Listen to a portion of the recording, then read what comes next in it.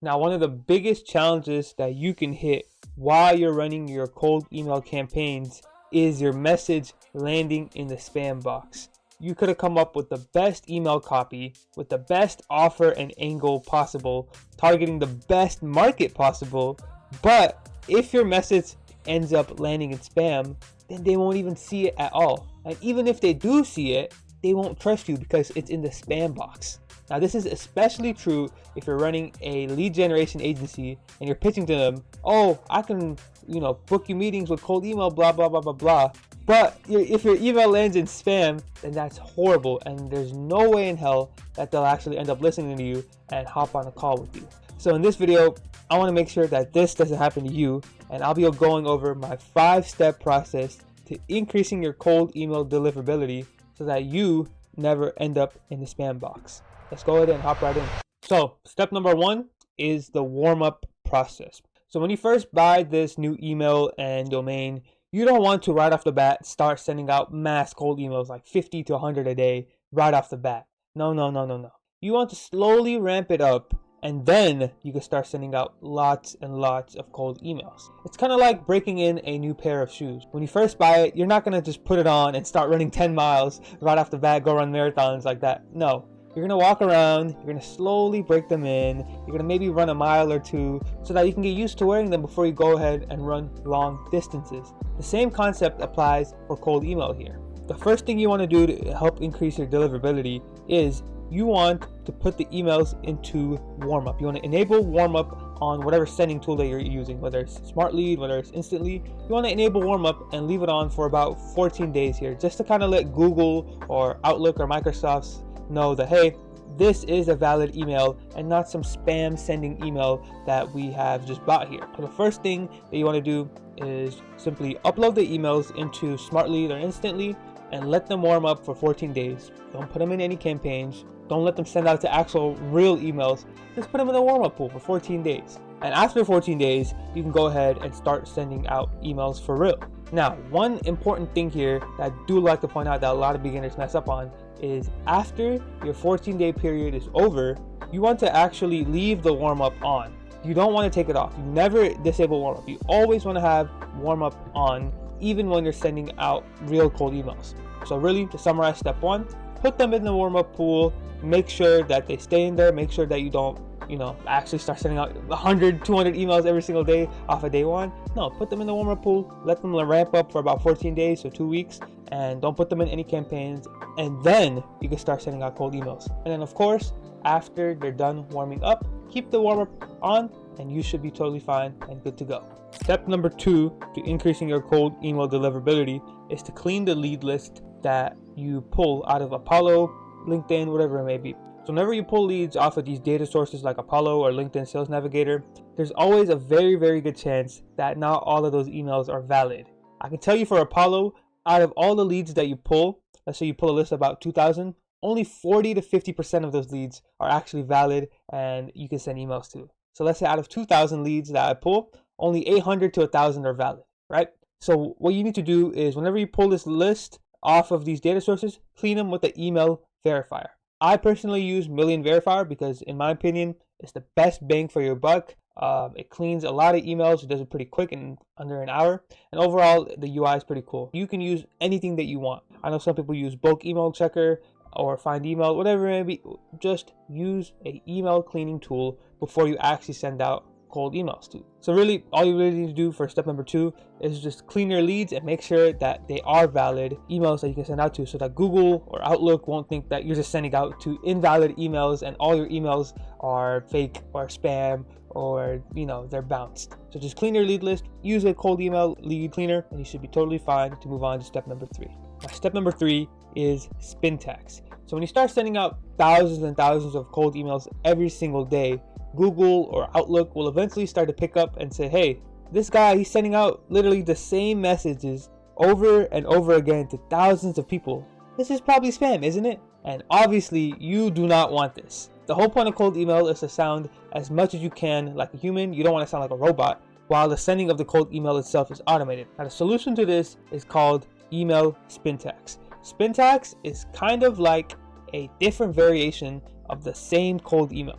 And let me show you kind of how it works. So this is how Spintax will look inside the copy itself. So what I have here is different variations of the same cold email, and this is probably the best way I can explain it because it is a little bit confusing to explain. But essentially, see here I have hey, hi, hello, first name. So it'll say, let's say I have a list of 3 people: John, Rebecca, and Lizzie. It'll say hey to John, it'll say hi to Lizzie, and it'll say hello to Rebecca. I think the order is fucked up, but you get the point. It'll basically send out different variations of the same thing to the same people. And you can take this a step further. Instead of saying, oh, you're interested in hearing more in every single email, you can be like, mind if I send along more info, or interested in hearing more. And obviously the more you add, the more variations it will be. So as you can see, if you just switch it up just like this, just want to reach out since, or just reaching out since, the variations are honestly endless to how you can send out these cold emails too. Now when you're sending out low volume, it doesn't really matter as much, but when you start getting more and more volume and you're sending out thousands of emails every single day, this becomes more and more important. So essentially, at least on Smart Lead, how you want to do it is you put this open parentheses here, and you can put hello, and essentially this line right here, and put hi. So whatever, so that the hi and hello are just the variations that I want in this email. So it'll just be hello, hi, with essentially a line separating it, showing that the variations are, these are the variations I want. And you can just keep going with the same line, hey, and so on and so forth. You get the point. But like I said, when you start sending out thousands and thousands of cold emails, you're going to want to vary your emails because you don't want to end up in spam in Microsoft or Google, whatever it may be. So this is a superb way to separate your cold emails and not sound like spam and not get hit with the spam filter. That's step number 3. Now, step number 4 is the actual copy and what you write in it. So for a copy, some basic tips are don't sound automated, don't sound like a robot, and don't sound like a scammer. These are probably the 2 main things that are hurting your deliverability. You either sound too automated or you sound too much like a robot. You want to sound like you personally wrote this cold email out yourself. So some basic things you can do is don't put a link in the cold emails. Don't link your calendar link in there. Don't put your Calendly in there, or don't put your website in there. Don't use all caps in an email. That'll make you kind of sound like a scammer. So don't put all caps. Plus, when was the last time you opened the email and somebody typed in all caps? If you saw that, you'd probably be like, what the fuck, this guy's a robot, or this guy's a scam. Like, I'm not opening this shit, and just delete it. And be careful using words like free or 100%. I'm sure you guys have all gotten those ads where it's like, you want a free iPhone, you want free Mac or laptop, whatever it may be. Be careful using free and be careful using 100%, because the same thing with 100% off discount or some shit like that. So be careful using these words that make you sound like a scammer.